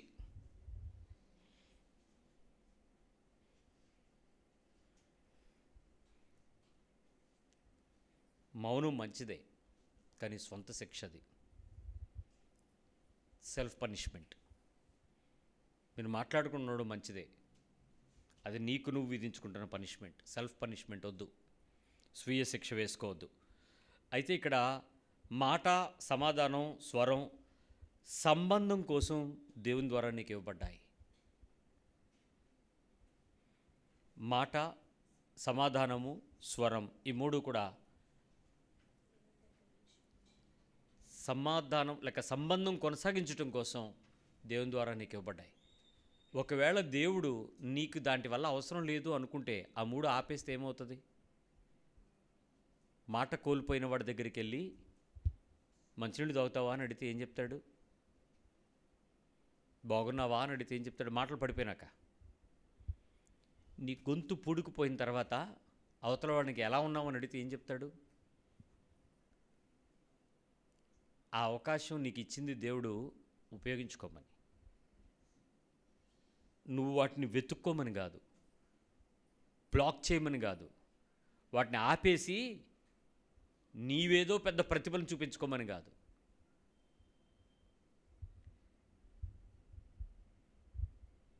పాలు తీసుకుంటున్న పశువు దగ్గరికి వెళ్ళి పాలు తీసే పాలోడు అడిగాడట, నువ్వు బాగున్నావా అని. ఏం చెప్పుద్ది అది? దాని ఏగలు తోలుకోవడం తోక ఇసురుతుంటే చూసావా బాగున్నామంటుంది అన్నాడు. దాని బాధ దానిది. వీడికి ఆ బాధ ఎలా కనపడద్ది? అన్వయించుకోవటానికి భాష లేదర్రా దానికి. ఆ గొర్రె నవ్విందో లేదో తెలీదు, ఆ పశువు నిన్ను చూసి ఆనందంగా ఏడుస్తుందో పక్షి చెప్పదు, కానీ మనిషికి ఉంది. ఆ మాట, ఆ స్వరం, ఆ సమాధానం మనిషికే ఇచ్చాడు దేవుడు. ఉపయోగించుకోవటానికి నీకు దాన్ని ఉపయోగించుకోవడం అంత కష్టమయ్యి ఆపితే శాశ్వతంగా మూతపడిపోద్ది గొంతు. జాగ్రత్త. ఏం చేస్తావు? ఏమవుద్ది? ఈ మధ్య వాతావరణ మార్పులకు చాలామంది గొంతు పట్టేసిందే. అవతల ఫోన్లో మాట్లాడుతుంటే భయంకరమైన శబ్దాలు. ఫోన్కి ఏమైనా అయ్యిందేమో అని, ఏమైంది అంటే ఆ గొంతు అప్పుడు అర్థం, ఏంట్రా గొంతు అలాగే అయిపోయిందండి, ఏంటో తెలియదు. అది కూడా అయిపోతే hello hello hello hello hello అవకాశం పోగొట్టుకోవద్దే, స్ట్రైక్ చెయ్యి. కానీ స్వీయ శిక్ష మంచిది కాదు. జీవితంలో అనుబంధాలు చాలా నిత్యమైనవి, జీవితం చాలా చిన్నది మరియు విలువైనది. అనుబంధాలు చాలా నిత్యమైనవి, జీవితం చిన్నది మరియు విలువైనది. It's a short and more valuable. Life is so important, precious. భూమి మీద సమాధానానికి ప్రాణం ఉండగానే జరగాలి. ఈరోజు మాత్రమే నీ దినం, రేపేమవుద్దో నీకు తెలియదు. రేపేదో చేద్దామని ఊహించొద్దు. ఈరోజు నువ్వు చేయాల్సింది ఈరోజు చెయ్యి. రేపటి గురించి చింతించొద్దు, అది బాధపడద్దు దాని గురించి. ఈరోజు దేవుని ఉగ్రతకు, దేవుని యొక్క ప్రేమకు, ఈరోజు నీ ప్రతి చర్య, నీ అంతరంగం దాని ప్రతిఫలంగా నువ్వు పొందుతావు. దేవుని ఉగ్రత, దేవుని ప్రతిఫలం. నేను దేవుని గురించి మాట్లాడలా. దేవుని యొక్క ఉగ్రత, వ్రాత్, దేవుని నుంచి వచ్చే ప్రతిఫలం రెండూ కూడా నీ అంతరంగం యొక్క జీవనలే. నీ అంతర్యం ఎలా ఉందో దాన్ని బట్టే నీ రెసిప్రోకల్గా బయటకు దీవించబడతారు. లోకంలో సామెత ఏంటంటే నోరు మంచిదైతే, కానీ దేవుడే ఉంటాడు తెలుసా, నీ అంతరంగం మంచిదైతే నీ ఇంటి చుట్టూ నీ ఇంటి వలన గొప్ప దీవెనగా దీవించబడటానికి ఇష్టపడతాడు. ఈరోజు నేను ఆశీర్వదించబడలేకపోతున్నాను అని నువ్వేమైనా ఏడిస్తే నీ నీతి గురించి నువ్వు పరీక్షించుకో, నీ అంతర్యాన్ని పరీక్షించుకో. If your inner man is not right, నీ అంతర్యంలో ఆలోచన సరిగా లేకుండా, నీ అంతరంగంలో పరిశుద్ధమైన తలంపులతో కూడిన జీవితము నీకు లేకుండా నువ్వు దేవుని నుంచి ఏమి ఎక్స్పెక్ట్ చేయొద్దు. Miracles, blessings, deliverances, don't expect it. నీ అంతరంగము నీ బాహ్య దీవెనల మధ్య దేవునితో నీకుండే సంబంధాన్ని చూపిస్తాయి. నేను భాషలు మాట్లాడినా, పాటలు పాడినా, చర్చి నడిపించినా, వాక్యాలు బోధించినా, నా అంతరంగం సరిగా లేకపోతే నా వలన వచ్చే దీవెన ఆశీర్వాదాలు లిమిట్ అయిపోతాయి. Very limit. నువ్వు కన్ఫైన్ టు యువర్ ఫ్యామిలీ, నీ అంతర్యం సరిగా లేదు. నీవు బయటకు విస్తరించబడుతున్నావు, నీ అంతర్యం కొంచెం బాగుంది. నువ్వు ఇంకా వెద్దలుతున్నావు, నీ అంతరంగంలో దేవుని నీతి వర్ధిల్లుతుంది. నువ్వు ఇంకా ఆశీర్వదించబడాలి అంటే నీ అంతరంగమే దేవుని నీతిగా మారాలి. మీరు ఏ స్థితిలో ఉన్నారో చూసుకోండి. ఎక్స్టర్నల్ పెరిఫరల్గా నీ గుడారపు తాళ్ళు విశాలపరచబడి, నీ నీతి వర్ధిల్లుతూ, నీ గురించి ప్రజలు మాట్లాడుకుంటూ, నీ వైపు రోస్తూ, నీ దగ్గర నీ సమాచారాన్ని చూస్తూ, వింటూ, తెలుసుకుంటూ, ఆనందిస్తూ, మాట్లాడుతూ, నీ ముఖం ఎదుట తన ముఖాన్ని చూపించి పలకరించుకోవాలనే ఆ ప్రేమకు అగ్గగ్గలాడాడు అంటే ఒక వ్యక్తి, నీ అంతరంగము దేవుని నీతికి మారుతుందని అర్థం. అది రాలేదు, నాకు కంట్రోల్లో ఉంది, వెచ్చలవిడిగా లక్షల మంది ఫాలోవర్స్ యూట్యూబ్లో ఉంటే నీ అంతరంగం పర్ఫెక్ట్ అని కాదు. ఆ సోషల్ మీడియాలో డబ్బులు ఎక్కువయ్యి పని లేని వాళ్ళు ఉన్నారని అర్థం. ఎక్కువ పని లేని వాళ్ళు దానిలో ఉంటే దాన్ని నొక్కు బటన్లు. ఆ ఫాలోవర్ కాదు. నీ నీతి వర్ధిల్లటం, నీ అంతరంగం పరిశుద్ధంగా దేవుని వైపు మారటం. సో మనుషుల్ని చూసి, మనుషుల విధానాలను చూసి నా వ్యాపారం వర్ధిల్లుతుంది అని అంటే నీ స్టార్ తిరిగిందేమో, అంతేగాని నీ అంతరంగం పర్ఫెక్ట్ అని కాదు. నీకు టెక్నిక్ తెలిసిందేమో, వ్యాపారపు టెక్నిక్, నీ అంతరంగం పర్ఫెక్ట్ అని కాదు. సో అంతర్యములో దేవుని నీతి ఎంత పెరుగుతుందో మనిషి ద్వారా దేవుడు బాహ్యంగా అంత వర్ధిల్లినట్లు నిన్ను నడిపిస్తాడు. అది దేవుని నీతికి, సంపూర్ణతకు అది తర్కణంగా, రిమార్క్గా, అది రుజువుగా మారిపోద్ది. జాగ్రత్త. కారణాలు ఏమైనా సరే తీర్పు ఎవడు తప్పించుకోలేడు. ఖచ్చితంగా దాని ఫలం ఎవడికాడు ఏం చేయాలి, మోసుకోవాల్సిందే, అనుభవించాల్సిందే. కాబట్టి జాగ్రత్త, దాని నుంచి అయితే బయటికి రాలేవు. మూడో విషయం చెప్తున్నాను. చాలామంది చెడిపోయినటువంటి మనస్సుతో ఈ సాధించుట, ప్రశ్నించి సమాధానం పొందుట అనేటువంటి వ్యక్తులు చేసేటువంటి చెడ లక్షణం ఏంటంటే తక్కువగా పొడిగా మాట్లాడతారు. తక్కువ మాట్లాడతారు, పొడిగా డ్రై మాటలు మాట్లాడతారు, కొంచెం ఖచ్చితమైన మాటలు కూడా మాట్లాడతారు. తక్కువ పొడిగా సాధించేటువంటి మాటలు. మీరు ఎప్పుడైనా మాట్లాడారా తక్కువ పొడి మాటలు? ఎవరు మాట్లాడలేదా? మీకు గొడవలు వచ్చినప్పుడు ఓ 2 రోజులు మాట్లాడుకోకుండా 3వ రోజు మాట్లాడాల్సి వస్తే పెద్ద లెంతీ టాక్ స్టార్ట్ అవుతుందా? చిన్ని పొట్టి మాటలు స్టార్ట్ అవుతాయా? చిన్న. మరి 2 రోజులు ఏం జరిగింది? సాధించడం జరిగింది. ఆ 3వ రోజు ఏం జరిగింది? సాధించటాన్ని రెస్టోర్ చేసుకోవాలో వద్దో డిసైడ్ చేస్తున్నావు. ఇంకెన్ని రోజులు ఎలా సైలెంట్గా ఉంటే బాగుంటుందా అంటే, బయట వాళ్ళతో అయితే బాగానే ఉంటుంది, ఇంట్లో వాళ్ళతో బాగుంటుందా? బాగోదు. అప్పుడు ఏమవుతుంటాం మళ్ళీ? అప్పుడు మనం ఏమనుకుంటాం అంటే నేనే తగ్గాలని కానీ, ఆడే తగ్గిందని కానీ, తగ్గాడని కానీ ఏదో ఒక రకమైన ఫీలింగ్ వస్తుంటుంది. ఈ తక్కువగా పొడిగా ఖచ్చితమైన మాటలు మాట్లాడడం కూడా సాధించడంలో పరాకాష్టే. అయితే అన్నీ అడుగుతారు, వివరాలన్నీ సేకరిస్తారు. ఎదుటి వాళ్ళు 100 మాట్లాడితే మనం 2 మాటలు మాట్లాడతారు. అన్నీ తెలుసుకుంటుంటారు, అన్నీ మాట్లాడుతూ ఉంటారు. కానీ వివరాలు సేకరిస్తూ మనం ఇచ్చే సమాధానం మాత్రం చిన్న కొంచెం మాట్లాడుతూ ఉంటారు. అయితే ఆ మాటలు కూడా పొడిగానే ఉంటాయండి. అంటే అతుక్కోవని అర్థం. పొడి అంటే తడి కాదు, డ్రై వెట్ ఉండదు, కొంచెం. తిన్నావా అని అడిగారు. ఏం చెప్తారు అప్పుడు? స్త్రీలు ఒకలా చెప్తారు, పురుషులు ఒకలా చెప్తారు. వీళ్ళు పురుషులైతే ముఖంలో వెతకడానికి ట్రై చేసి చూడకపోతే ముఖం తిప్పి వెళ్ళిపోతారు. వీళ్ళు పలకరు, వీళ్ళ మాటలు ఇంకా బంగారం. మనవి మంచినీళ్ళు ఎన్నైనా మాట్లాడగలం, ఎంతైనా ఖర్చు పెట్టగలం, లెక్క జమ ఫ్రీ. అయితే ఆ సందర్భంలో వచ్చేటువంటి జ్ఞానము వేరుగా ఉంటుందండి. విషయం ఏంటంటే దూరంగా ఉండరు, దూరంగా వెళ్ళరు, అన్నీ కావాలి, అన్నిటికీ స్పందించరు. మళ్ళీ అవుతున్నారు అందరూ. ఏమనిపిస్తుంది అంటే మనకి ఇలాంటి కోపాలు వచ్చినప్పుడు ఎక్కడికైనా వెళ్ళిపోవాలని అనిపిస్తుంది నోటితో, కానీ బాడీ వెళ్ళదు. వెళ్ళాలి అంటది, వెళ్ళిపోతాను, ఎప్పుడో వెళ్ళిపోతే ఉంటుంది అంటారు. వెళ్ళరే.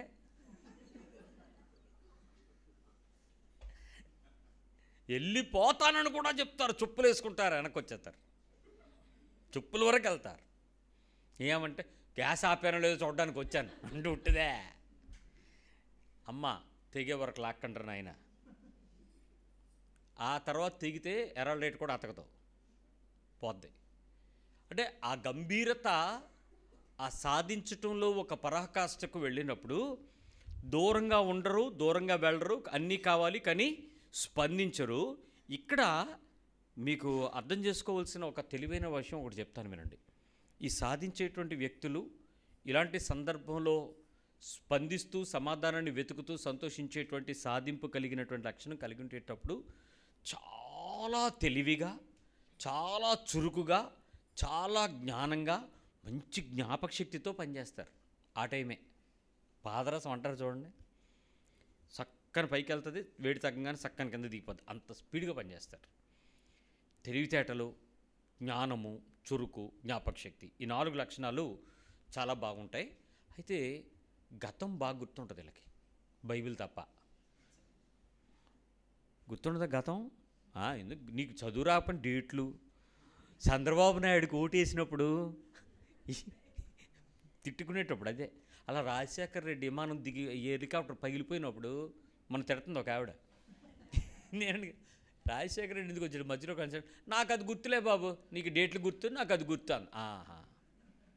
అహశ్వరోషు పరిపాలనలో బైబిల్ పద్ధతి, వీళ్ళ పరిపాలన అది, రాజీవ్ గాంధీ పరిపాలన, ఇందిరాగాంధీ పరిపాలన, నాయుడు గారి పరిపాలన.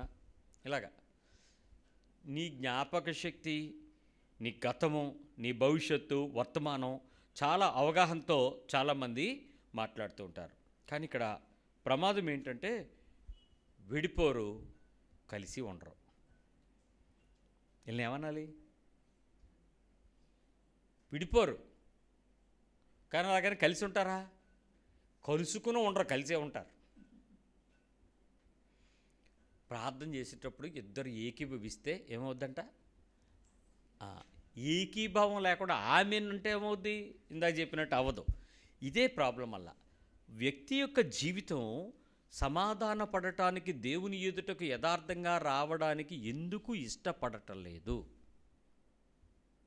ఎందుకు నేను కనపరుచుకోవడానికి ఇష్టపడను?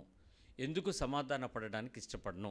కానీ నిజానికి రక్తములో ఉన్న స్వంత బంధుత్వానికి ఉండేటువంటి ప్రమాదం బయట రక్తంతో ఉండదు.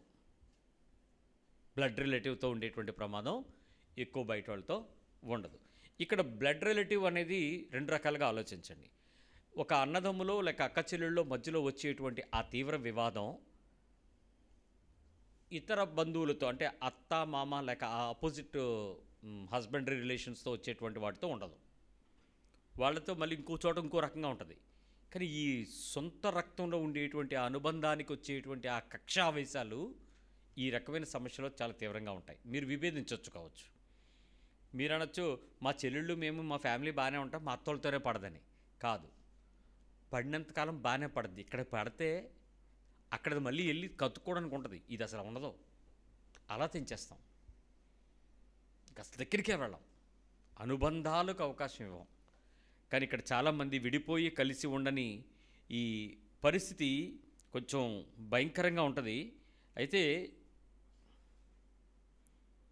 ఈ మాటను కొంచెం నొక్కి చెప్తాను వినండి.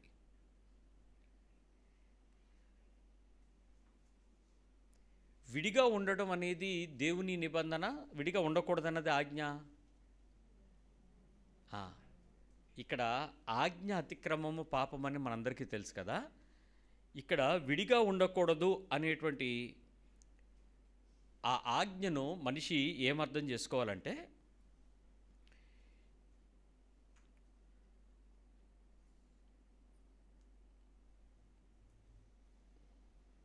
క్షమించడం కుదరదు అనే అభిప్రాయం నీకు ఎప్పుడైనా వచ్చిందా? ఇంక క్షమించడం అవ్వదు అని ఎవరి విషయంలో వచ్చిందా? క్షమించడం అవ్వదని, కుదరదు అనే అభిప్రాయం ఎప్పుడైనా వచ్చిందా? మీరు మాట్లాడితే నాకు నేను ఒక విషయం చెప్పాలి. ఇంకా నేను క్షమించలేను, క్షమించడం కుదరదు అని ఎప్పుడైనా వచ్చిందా? రాలేదా? వచ్చింది. సమాధాన పడకుండా ఉండగలను అని నీకు అనిపించిందా? ఇది క్షమించడం అంటే నేను, సమాధాన పడకుండా అంటే నా వైపు.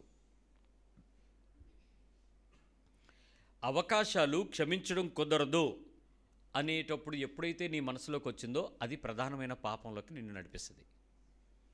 ఫస్ట్ కండిషన్ గుర్తుపెట్టుకోండి. ఎప్పుడు క్షమించడం కుదరదు అంటే ఫస్ట్ పాపం ఎంటర్ అవుతుంది. రెండోది, సమాధాన పడకుండా రేపు చూద్దాం అన్నాను అనుకోండి, ముఖ్యమైన పాపం నువ్వు చేయడానికి ప్రయాసపడుతున్నావు, కష్టపడుతున్నావు, వెళ్ళి చేయడానికి ట్రై చేస్తున్నావు. రేపు పడకుండా, ఈరోజు నేను సమాధాన పడకుండా రేపు చూస్తాను అని నువ్వు అనుకుంటే, ఎప్పుడు? టుమారో, రేపు ఉందా? Any guarantee? No guarantee. But we have guarantee, మనకు ఒక గ్యారంటీ ఉంది. సో అది ప్రమాదం, ముఖ్యమైన పాపం. పునరుద్ధరించుకోకపోవటం దేవునికి వ్యతిరేకత, రెస్టోర్ చేసుకోకపోవటం దేవునికి వ్యతిరేకంగా నువ్వు ప్రణాళిక వేయటం. ఈ 3 లక్షణాలు గుర్తుపెట్టుకోండి. మొదటిది క్షమించడం కుదరదు, ఇది ప్రధాన పాపం. సమాధాన పడకుండా రేపు అనుకోవటం ముఖ్య పాపం. అంటే నేడు అనే కాలం ఉండగానే సమాధాన పడకుండా రేపు అనుకోవటం ముఖ్యమైనటువంటి పాపం. పునరుద్ధరించుకోకపోవటం గొప్ప దైవికమైన వ్యతిరేకత. ఇది దేవుని సమాధానం ఒకవైపు నువ్వు అనుభవిస్తూ, దేవుని పక్షంగా నేను నా పొరుగువాడితో కానీ, నా రక్త సంబంధితో కానీ, నా సహోదరుడితో కానీ, నా శత్రువుతో కానీ, ఈ 4 నేను ఏ పని చేయటానికి ప్రయత్నం చేసి పొనుకున్నా, మళ్ళీ చెప్తున్నాను, దేవుని పక్షంలోగా దేవుని నుంచి నాకు సమాధానం పొందుకుంటూ, ఎలా మీరు పొందుకుంటున్నారని రుజువు? దేవుడు నీతిమంతుల మీదనో అనీతిమంతుల మీదనో వర్షాన్ని ఎండను ఒకే రీతిగా కనిపిస్తుంది. నా ముక్కులో ప్రాణం ఊపిరి లెక్క పెట్టకపోయినా దేవుడు నా గురించి ఆలోచిస్తున్నాడు. నేను లేచేటప్పటికి నా కొరకు నా జ్ఞాపకశక్తితోనూ నా అవయవాల్లో పోరాడుతున్న శరీర నియమం అంతటిని, నరాలను, కండరాలను, ఎముకలను బంధించినటువంటి జీవాత్మను జాగ్రత్తగానే లక్ష్యపెట్టి రా అని పిలవలా ఉంచాడు. దేవుడు నా గురించి ధ్యాస, ఆశ కలిగి ఉన్నాడు. సో ఇంత దేవుని సమాధానం నేను ఎంత దుర్మార్గుడినైనా, ఎంత బలహీనుడైనా, ఎంత గొప్పవాడినైనా, నా వల్ల ఇతరులు అనుభవిస్తున్నా నేను పొందుతున్నాను అనే విషయం నాకు అర్థమైతే, నేను ప్రాణంతో ఉన్నాను అని నాకు అర్థమైతే, ఆ మనిషి దేవుని సమాధానం పొందుతున్నాడు. అది గుర్తుపెట్టుకోండి. అది పొందుతూ దేవుని పక్షంగా నా సహోదరుడు కానీ, నా రక్త సంబంధి కానీ, నా పొరుగువాడు కానీ, నా శత్రువు కానీ, నలుగురితో నేను అనుభవించేందుకు గనక సహకరించకపోతే నేను అపరాధము చేసిన వాడిని అవుతాను. పాపం కన్నా గొప్ప శిక్ష ఇది, అపరాధం. నలుగురు మధ్యలో నేను ఈ పరిస్థితి నాకు ఎప్పుడు రాకూడదు. ఒకటి, నా పొరుగువాడు, నా సహోదరుడు, నా రక్త సంబంధి, నా పొరుగువాడు, నా శత్రువు. వీళ్ళ నలుగురిలో మనం ఎక్కువ ప్రాబ్లం ఎవరు, కాంప్లికేటెడ్ ఎవరు చెప్పండి? రక్త సంబంధి ఇంకా శత్రువుతో కూడా అంత తొందరగా సమాధానం పడం కదండి. రక్త సంబంధి ప్లస్ శత్రువు, ఈ రెండింటితో కూడా మనం ఎవరి విరుద్ధంగా అవుతున్నాం తెలుసా? మనం దేవునికి విరోధమైన అపరాధాన్ని చేయడానికి ఇష్టపడుతున్నాం. ఏమండి, మీరు ఏమన్నా ధర్మశాస్త్రాన్ని మీరలేదు. చట్టానికి సంబంధించిన వ్యతిరేకత ఏమైనా చేశారా? లేదు. ప్రభుత్వ ఆస్తులు ఏమైనా కొల్లగొట్టారా? లేదు. ఏమన్నా మర్డర్ చేశారా? ఏమీ చేయలేదు. కానీ ఏం చేయలేదో తెలుసా? సమాధానమును వెతకటానికి నా హృదయాన్ని ప్రేరేపించుకొనివ్వలేదు. కాబట్టి ఇది చాలా వ్యతిరేకతం అయిపోతుంది. ఇప్పుడు మీరు ఆలోచించి చెప్పండి, వివాహము ఎవరి నిర్ణయం? దేవుని నిర్ణయం. ఎవరి ఆలోచన? ఎవరి కార్యము? ఇది యెహోవా వలన కలిగిన కార్యం. దీన్ని అవునని కానీ కాదని కానీ ఎవరునూ చెప్పజాలరు. ఇది దేవుని వలన జరిగినటువంటి ఒక వ్యవస్థ, దేవుని ద్వారా ఏర్పరచబడినటువంటి ఒక వ్యవస్థ, దేవునిలో నుంచి పుట్టి దాన్ని కొనసాగించబడుతున్న వ్యవస్థ వివాహ వ్యవస్థ. వివాహ వ్యవస్థ ద్వారా ఏర్పరచబడినటువంటి ఒక అనుబంధాన్ని, ఒక సంబంధాన్ని నేను క్షమించను అని భార్య భర్తని అంది అనంటే అప్పుడేమవుతుంది? ఎవరికి వ్యతిరేకమవుతుంది? నేను క్షమించలేను అని ఆ భర్త భార్య గురించి అన్నాడు అనుకోండి, అది ఎవరి వ్యతిరేకత అవుతుంది? You are working, you are fighting against God. కానీ ఇక్కడ మనిషితో సమాధానం, సమస్య ఎవరితో మారుతుంది? దేవునిగా మారిపోతుంది. ఇప్పుడు ఆలోచిస్తే చాలామందికి క్షమించలేనంత తప్పు, క్షమించకూడనంత అపరాధం ఎవరు చేసి ఉంటారు? ఇద్దరి మధ్యలో నైతికమైన నిబద్ధత కోల్పోయి ఉంటారు. ఎందుకు కోల్పోయి ఉంటారు అని అంటే, చేయకూడని పని, వినకూడని పని ఏమైనా జరిగి ఉండొచ్చు. ఇక్కడ పెద్ద తప్పు, పెద్ద బలహీనత ఏంటి అని అంటే, బహుశా నేను చూసినంత వరకు ఒక మ్యారేజ్ కౌన్సిలర్గా నేను అనుభవించిన దానిలో ఒక విషయం చెప్తాను. మెజారిటీ ఆఫ్ ద ప్రాబ్లమ్స్ భార్యకు భర్త మీద అభిప్రాయము విభేదం కలిగి ఉండడం, డిఫరెంట్ ఒపీనియన్. ఆ డిఫరెంట్ ఒపీనియన్లో సాక్ష్యాలు, రుజువులు ప్రధానమైన పాత్ర. సాక్ష్యాలు, రుజువులలో ప్రధానమైన పాత్రల్లో వ్యభిచారము, లేక ఉంచుకొనుట, లేక సంసారం చేయటానికి అక్రమమైన పద్ధతులు కొనసాగుట, లేకపోతే నీతిబాహ్యమైన తప్పుడు పని. ఈ 4 పనులు ఉంటాయి. ఈ 4 రకాలైనటువంటి పనులు పురుషుడు చేసినా, స్త్రీ చేసినా వైవాహిక సంబంధం తెగిపోతుంది, తెంచేసుకోవచ్చు అని మనుషులకు ఉన్నటువంటి ఒక ఆలోచన. ఇక్కడ సంబంధం ఏంటి అని అంటే, నేను నా పాపములను, నా అపరాధములను, నా బలహీనతలను నేను అలాంటి పనులు చెయ్యకపోయినా ఆ దేవాతి దేవుని యొక్క నీతి కలిగిన ప్రేమ నన్ను క్షమించి ప్రేమిస్తున్నప్పుడు, నేను ఒక వ్యక్తిని క్షమించకపోవటానికి నేనెంతటి దానని, ఎంతటి వాడనో అది నీకు అర్థం అవ్వాలి. అది అర్థం అవ్వాలి. ఒక ఆయన చెప్తున్నాడు, పాస్టర్ గారు, మా ఇంట్లో జరిగిన ఒక సంఘటనకు మేము ఒక డెసిషన్ తీసుకోవాల్సి వచ్చింది, మీరు కొంచెం వచ్చి సహాయం చేస్తారా అని అడిగితే వెళ్ళాను. వాళ్ళ ఇంట్లో డెసిషన్ ఏంటంటే, వాళ్ళ అబ్బాయి, రెండో అబ్బాయి ప్రేమించి పెళ్లి చేసుకున్నాడు. ప్రేమించి పెళ్లి చేసుకున్నప్పుడు తల్లిదండ్రులు ఇద్దరూ ఒప్పుకొని గ్రాండ్గా మ్యారేజ్ వాళ్ళే చేసి పెద్ద రిసెప్షన్ ఏర్పాటు చేసి ఉడా చిల్డ్రన్ థియేటర్లో పెద్ద హాల్ నిండా ప్రముఖులందరినీ పిలిచి, ఇదిగో మా అబ్బాయి, ఇదిగో మా కోడలు అని చెప్పి అందరికీ పరిచయం చేశారు. దేవునికి మహాస్తోత్రం, చక్కటి 12 పిల్లలు పుట్టారు. వాళ్ళిద్దరూ మంచి ఉద్యోగం చేసుకుంటున్నారు. భార్యాభర్తలు ఇద్దరు చాలా హ్యాపీగా ఉన్నారు. ఈ మధ్యలో తెలిసినటువంటి గొప్ప వర్తమానం ఏంటంటే, ఈ అమ్మాయిని పెళ్లి చేసుకున్న తర్వాత, ఫస్ట్ బాబు పుట్టిన తర్వాత ఇతడు ఆఫీస్లో కొలిగ్తో సంబంధం పెట్టుకుని ఒక అమ్మాయిని కనిశాడట. అమ్మాయి కూడా పుట్టేసింది. ఇప్పుడు రెండో పిల్ల పుట్టేసిన తర్వాత 6 సంవత్సరాల తర్వాత తెలిసింది. ఇప్పుడు ఏంటి పరిస్థితి అని అంటే, ఇలాగా అని చెప్పి వాళ్ళు కుటుంబ ఫ్యామిలీ డెసిషన్ తీసుకోవడానికి నన్ను పిలిచారు. వాళ్ళు తీసేసుకున్నారు. మేము ఒకసారి నిర్ణయం ప్రకటించబోతున్నామండి, దాని గురించి ఒకసారి రండి. ఆ పిల్లోడిని పిలిచి నుంచోబెట్టి అడిగితే అతను అన్నాడు, అవును చేశాను, ఏం చేయమంటావు? సమాధానాలు అలాగే కదా వస్తాయి. అయ్యో ఏదో అయిపోయింది, మరి ఏం చేయమంటారు? రావు. అవతల అమ్మాయి యొక్క ధైర్యం అని మనం అనుకుంటాం, అది ఈడి ధైర్యమే. అవతల అమ్మాయి ప్రోత్సాహం ఉంటే ఉండొచ్చు. పాపం చేయడానికి 2 చేతులు కలుస్తాయి. ఒక చెయ్యని ఒకళ్ళు ఎలా అంటారు? తప్పు ఇద్దరి వల్ల జరిగింది. సరే, ఇప్పుడు ఈ అమ్మాయి ఏమంటుందంటే, మామయ్య గారు, నా జీతం నాకుంది, నా ఉద్యోగం నాకుంది, 2 పిల్లల్ని నేనే ఉంచుకుంటాను, నేను చూసుకుంటాను, నాకేం ప్రాబ్లం లేదు. అతనికి ఆల్రెడీ వేరే ఒక అమ్మాయికి భరోసా ఇచ్చాడు కదా, ఆ అమ్మాయితో పాప కూడా ఉంది కదా, సో వాళ్ళకి ఈ ఇంట్లో రానిచ్చేసేయండి, నేను బయటికి వెళ్ళిపోతాను, నా క్వార్టర్ ఇస్తుంది గవర్నమెంటు, నేను పోతాను, నేను నా లైఫ్ని నేను హ్యాండిల్ చేస్తాను అనేసి ఆమె డెసిషన్ చెప్పేసింది. తండ్రి గారు డెసిషను, తల్లిగారి డెసిషను, ఇంట్లో వాళ్ళందరూ వచ్చి కూర్చుని, అమ్మ, మా పరువులు, మా మర్యాదల గురించి మేము ఇప్పుడు ఆలోచించట్లేదు, నీ భవిష్యత్తు గురించి మేము ఆలోచించట్లేదు, మేము దేవుని నీతిలో పెంచినప్పటికీ కూడా ఇతను చేయగలిగినంత తప్పు వేరొక అపరాధాన్ని చేశాడు, ఈ తప్పుని చేసిన దానికి శాశ్వతమైన పరిష్కారం గురించి మేము ఆలోచిస్తున్నాం, ఏం చేద్దాం అనేది పరిష్కరించుకుంటున్నాం, ఆగండి అమ్మ అన్నారు. ఆ అమ్మాయి తల్లిదండ్రులు వచ్చారు, వీళ్ళందరూ మాట్లాడుకున్నారు, ఫ్రెండ్స్ అందరూ వచ్చారు, నేను కూడా వెళ్ళాను. సో నాకు చాలా ఆసక్తిగా ఉంది, ఏం డెసిషన్ ఇస్తారో ఇప్పుడు, ఎలా చూడాలో అన్నది. మీకు ఉన్నట్టే అంటే, సో డెసిషన్ ఫైనల్గా ఆ అమ్మాయి చెప్పేసింది, అన్నయ్య నాకైతే భయం లేదు, ఒకవేళ అమ్మాయి ఉద్యోగం చేసుకుంటుంది కాబట్టి భయం లేదన్న భరోసా ఉంది, ఒకవేళ ఉద్యోగం చేసుకోకపోతే ఏంటి పరిస్థితి? డిపెండెంటే కదా. అప్పుడు పోనీ అమ్మ నన్ను వెనక్కి తీసుకెళ్తారో, పోనీ ఒకవేళ తీసుకెళ్ళిన పరిస్థితి జీవితకాలం ఎలా ఉంటుంది? కొద్ది రోజులు బాగానే చూస్తారు, తర్వాత నువ్వే కదే చేసుకున్నావు, పడు సావు, ఏదో నుయ్యో గుయ్యో చూసుకో, తెల్లారు లెగిస్తే ఈ పిల్లలతో నాకెక్కడ అవుద్ది, నా పెన్షన్ అంతా తినేస్తున్నావు, ఇదే మొదలెడతారు. ఈ సొదక మళ్ళీ ఆ పిల్ల ఇంకేదో డెసిషన్ తీసుకుంటుంది. సో అల్టిమేట్గా వాళ్ళ పేరెంట్స్ అందరి మధ్యలో కూర్చుని డెసిషన్స్ ఏంటంటే,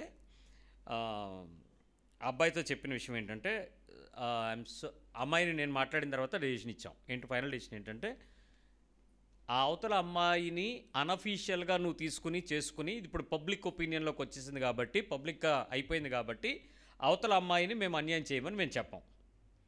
ఆ అమ్మాయి డెసిషన్ వేరే, ఏం చేసుకుంటుందో కూడా మాకు అనవసరం. కానీ నిన్ను మా అబ్బాయిగానే ఉంచుకుంటాం, నిన్ను నా భర్తగానే ఉంచుకుంటాను, నా ఇద్దరు పిల్లలకి నువ్వే తండ్రివి. నీవు ఆ అమ్మాయితో ఏ పద్ధతి అయితే చేస్తున్నావో నీ బాధ నువ్వు పడు. మా ఇంటికి సంబంధించినంత వరకు, ఈ గౌరవానికి సంబంధించినంత వరకు, ఈ కుటుంబ మర్యాదకు సంబంధించినంత వరకు నీవు పాతగానే చూస్తాను తప్ప నువ్వు చేసిన ఈ కొత్త క్రియని మేమేదో అంగీకరించి ముద్రేసేసి ఇద్దరు పిల్లలు ముద్దులు మొగుడే నిన్ను ఇంట్లో కూర్చోబెట్టుకోవడం మేము చెయ్యం. కాబట్టి తప్పు చేసిన దానికి సంబంధించినటువంటి ప్రేమను నువ్వు బయటే చూసుకో, ఇది వరకు మేము ఇలాగే చూసుకుంటాం, ఇదే మా కుటుంబ పరిష్కారం అని చెప్పాం.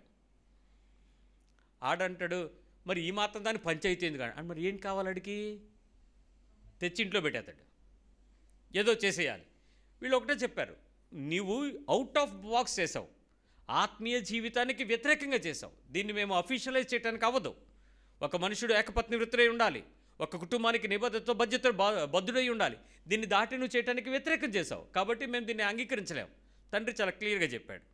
చాలాసేపు ఆలోచించాడు. కాదు, మరి ఇంకేమైనా పరిష్కారం ఉందండి. ఇంకేమైనా పరిష్కారం ఉందంటే నీ ఆస్తిలో కొంత వాటా ఇచ్చి ఆ ఉపపత్నిని పంపించినట్టు అబ్రాహం గారి నీతి చేయటమే. ఆ పిల్లని పిలిచి అడిగాం, ఏంటి సంగతి అంటే పెన్షన్ రాసేయండి ఉంది. సరదా తీరిపోయింది, వెళ్ళాను. ఇప్పుడు అడిగా, అదేంటి నువ్వు ఎలా అడిగేసేవి ఏంటంటే, బాగుంది, నువ్వు నా ఎంప్లాయీవి, నువ్వు నాతో ఉంటావని నేను నీకు అంతా ఓపెన్ అయ్యాను, నువ్వు ఎలాంటి మీటింగ్ పెడతావో నాకేం తెలుసు, దొరికిపోయావు కాబట్టి నాకు అది ఇచ్చే అందంతే. ఇప్పుడు ఆస్తి అమ్ముకోవాలి. సమస్యను పరిష్కరించుకోవటానికి ప్రతి ఒక్క తప్పుడు మార్గాలలో మనము సమాధానపడాలి అనే దగ్గర విభేదాలను సృష్టించుకోకుండా నీతికి నిలబడటం ముఖ్యం. అది చెప్తున్నాను మీకు. అమ్మాయి ఎంతో నీతిగా నిలబడింది. సమాధానంగా ఉండండి. దానికి కోర్టులు, పంచాయతీలు, పరిష్కారాలు, ఇబ్బందులు పెట్టడం కాదు. ఇప్పటికీ చాలామంది డైవర్స్ అనేటువంటి పదం దగ్గరికి వచ్చి విడిపోరు, విడిగా ఉండరు. ఆ కాగితాలు అక్కడే ఉంచుతారు. ఆడిని పెళ్లి చేసుకునేవారు, ఇది పెళ్లి చేసుకోదు, జీవితాంతం రచ్చే. ఏమంటే దేవుడికి వ్యతిరేకం. అవును, దేవునికి దేనికి వ్యతిరేకం? సమాధానంగా కలిగి ఉండకుండా ఉండడానికి వ్యతిరేకం. అయితే సమాధానం పడు. వెళ్ళవు, ఇవ్వవు. ఇవ్వచ్చా? ఇవ్వకూడదని తెలిసినప్పుడు ఇవ్వడానికి కావాల్సిన పరిస్థితులు, ఇవ్వకుండా ఉండడానికి కావాల్సిన నీతికి సర్దుబాటు చేసుకో, ఒప్పుకో, ఒప్పించుకో. లేదు, పరిష్కారం అవటం లేదు, విడిచిపెట్టి తన సంబంధాన్ని తను చూసుకొని నీ పద్ధతికి నువ్వు వెళ్ళు, గివ్ ఏ సెటిల్మెంట్, అంతే. అంతేగాని కోర్టు దేవుడికి వ్యతిరేకం అనే పదం వాడి నువ్వు చేసేటువంటి అపరాధానికి ఎంతమందిని శిక్షిస్తావు? మనిషిగా పనిచేయకూడదు. సో నీకు నువ్వు విడిపోవటానికి, సంబంధాన్ని కలిగి ఉండడానికి స్వీయ శిక్షను వేసుకోవద్దు, స్వీయ శిక్షను విధించుకోవద్దు. అలాగని వెళ్ళిపోతే పరిష్కారాలు వస్తాయా? సమాజం అంతా ఎప్పుడో విడిపోద్ది. చిన్న చిన్న గొడవలకే బోల్డ్ పెద్దగా విడిపోవాల్సి వస్తుంది. కాబట్టి ఆ నిబంధన కోల్పోకుండా నీతికి నిలబడటమే వివాహం. ఆ వ్యవస్థను గౌరవించటం, దేవునికి మర్యాదగా ఉండడం, వ్యవస్థలో దూరంగా ఉండకుండా దగ్గరగా ఉండగలిగి ఉభయలో కుశలో పడి నమ్మకంగా జీవించటం, దేవుని ఘనపరచడం. వివాహం ద్వారా దేవుడు ఘనపరచబడతాడు. సో ఆత్మీయ జీవితంలో ఇలాంటి పరిస్థితుల్లో ఎప్పుడూ కూడా అవతల వ్యక్తిలో ఉంచుకున్నా, పెంచుకున్నా, తెంచుకున్నా వ్యభిచారమే కనపడినా చక్కటి పరిష్కారానికి ఇద్దరూ కూడా పరిస్థితులంతట్లో కూడా సమాధానంగా ఉండడం అనేది ఎప్పుడూ కూడా నిబంధనకు తెలుసుకోండి. దానిలోనే నిలబడడానికి ప్రయత్నించండి.